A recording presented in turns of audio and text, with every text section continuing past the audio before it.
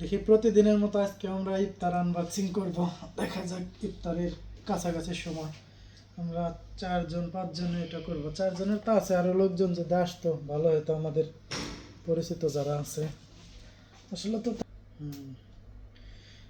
Unboxing করা হচ্ছে এখন। 4 জনের ইফতার আমরা একসাথে খাবো এখন বসে।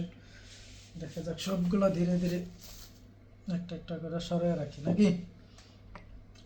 ইফতারের আয়োজন এখন পুরা দিন ইফতার চলতেছে। এখানে ধরেন এটার ভিতরে আমরা চামিচ দিয়ে দিই নাকি, চার্জারটা একটা একটা করে। এটা কি সারোয়ার প্রিয় খাবার নাকি? জি জি জি।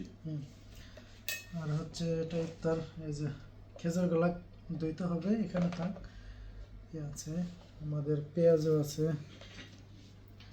ঠিক আছে, সবার অনেক দিছে আজকে। 4 জন আল্লাহ যে খাবার কই থেকে নিয়ামত আমাদের জন্য পাঠায়।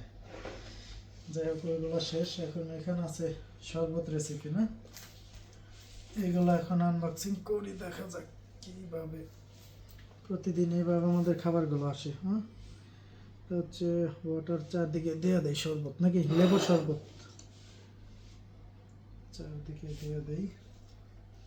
এটা ডাক্তার, এটা একজনের। এটা কি লাচ্ছি লাচ্ছি লাচ্ছি দিছে? লাচ্ছিও দিয়ে দেবো চারপাশে 4 জনকে।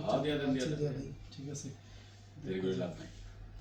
এটা আমাদের কিন্তু প্রতিদিনের খাবার। এটা যে আজকে তা না, আমরা অফিস যতদিন করি রোজার মাসে প্রত্যেক দিনের মেনু এটা।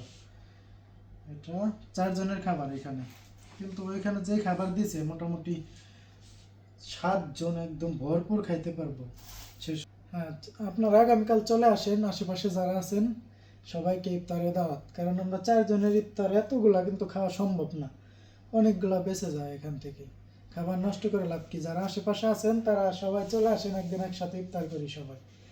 এই দাওয়াত রইল সবার, কি সবাই একসাথে, একটা মজা আছে।